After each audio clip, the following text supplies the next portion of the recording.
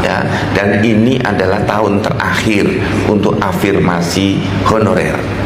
Oleh karena itu, yang tadi pertanyaan muncul, Pak, yang belum 2 tahun dan belum ikut tes bagaimana?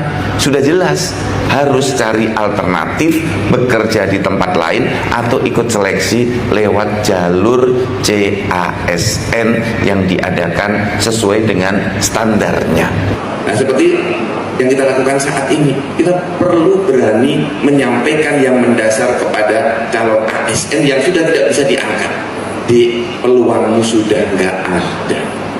Lupa kenapa nggak ada? Karena kamu nggak ikut tes.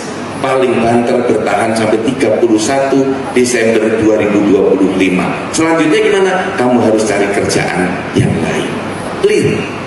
Kenapa sampai 31 Desember? Karena kontrak pegawainya sampai tanggal itu. Jadi ini rekan-rekan semuanya, kita perlu firm untuk tidak memberikan harapan yang sesungguhnya itu bukan harapan.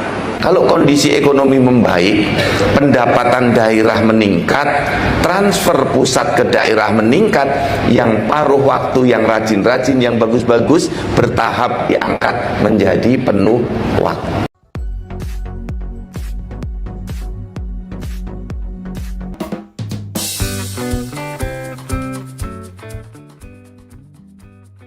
Kita ketahui Pan-RB baru saja menerbitkan surat edaran terbaru berkaitan dengan rekan-rekan yang gagal menjadi P3K, di mana rekan-rekan ini dinyatakan gagal untuk selama-lamanya. Namun Bapak Ibu, meskipun rekan-rekan yang lainnya sudah selamat memasuki gerbong paruh waktu, namun di sisi lain ada cerita yang menohok bagi rekan-rekan semua. Walaupun mereka juga dianggap ASN, namun gajinya sangat prihatin. Meskipun demikian, rekan-rekan paruh waktu tetap diminta berkinerja. Info lengkapnya ikuti video ini sampai selesai. Ya, inilah Bapak Ibu surat terbaru Menpan RB per tanggal 25 November 2025 yang sudah kita bahas di video ini ya. Nah, di mana di dalam surat ini adalah berkaitan dengan penjelasan penyelesaian pegawai non-ASN di lingkungan pemerintah daerah.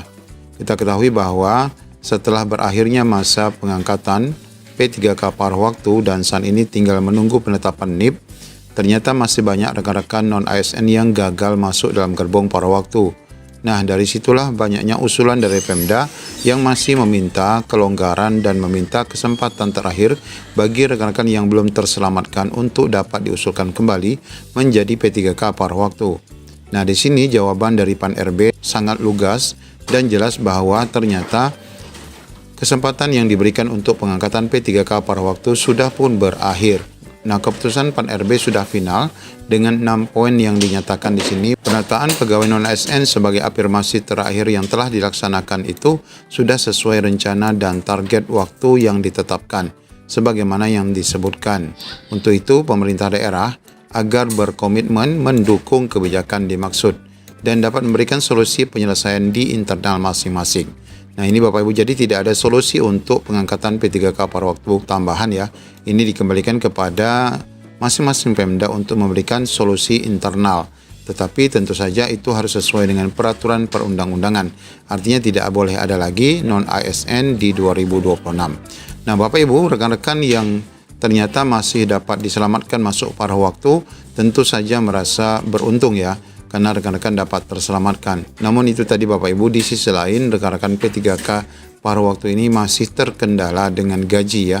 Mereka sudah diangkat paruh waktu dan mereka juga dianggap ASN dan bahkan mereka ini diminta untuk tetap berkinerja.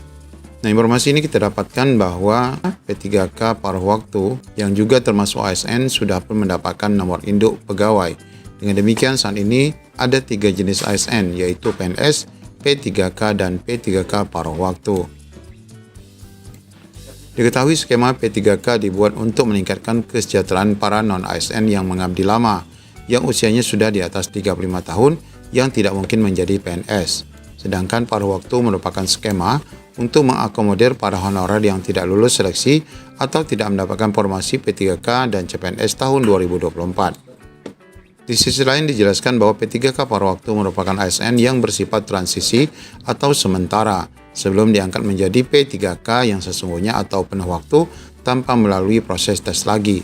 Nah, yang menjadi persoalan adalah besaran gaji P3K paruh waktu ini masih berbeda-beda antara satu Pemda dengan Pemda lain, tergantung kemampuan fiskal masing-masing daerah. Sebagaimana yang diterangkan dalam Kemenpan 16 2025, bahwa gaji mereka itu adalah minimal seperti gaji saat menjadi non-ASN. Nah, nasib mereka tambah miris ketika terjadi seperti di Provinsi Gorontalo ini atau di Kabupaten Gorontalo Utara, bahwa gaji mereka ini saat non-ASN adalah Rp300.000. Sehingga saat ini ketika diangkat menjadi P3K paruh waktu, gajinya tetap Rp300.000. Namun yang menjadi keluhan rekan-rekan bahwa meskipun gaji paruh waktu yang sedemikian rupa, mereka tetap diminta untuk memacu kinerja mereka dalam bekerja di lingkungan pemerintah daerah tersebut. Ya, minimal rekan-rekan ini harus bertahan 1 tahun, meskipun belum ada kepastian apakah di tahun depan untuk pengangkatan paruh waktu ini menjadi full waktu itu akan terrealisasi. Dan bahkan untuk pengadaan CSN 2026 pun dikatakan bahwa untuk pengangkatan P3K juga tidak ada, hanya pengangkatan CPNS. Meskipun rekan-rekan ini berharap untuk pengangkatan CPNS 2026, rekan-rekan paruh waktu ini juga berharap mereka mendapatkan prioritas, tentu bagi yang berumur di bawah 35 tahun. Nah, sedangkan di informasi lain bahwa seleksi CSN yang tahun 2026 nanti itu hanya akan dibuka CPNS. Sehingga ini pun mendatangkan komentar dari Dirjen Nuno dan Ketua PGRI yang mana berharap rekan-rekan guru yang sebelumnya yang mayoritas masih menjadi non-ASN ini tidak akan dapat diangkat menjadi P3K jika memang CSN 2026 hanya terbuka untuk CPNS yang notabene masih berumur di bawah 35 tahun. Ya, semoga rekan-rekan yang paruh waktu segera diangkat menjadi penuh waktu di 2027 nanti. Artinya rekan-rekan hanya dikontrak benar-benar 1 tahun, dan tentu saja ketika nanti menjadi penuh waktu, kesejahteraan rekan-rekan akan meningkat. Demikian, Assalamualaikum warahmatullahi wabarakatuh.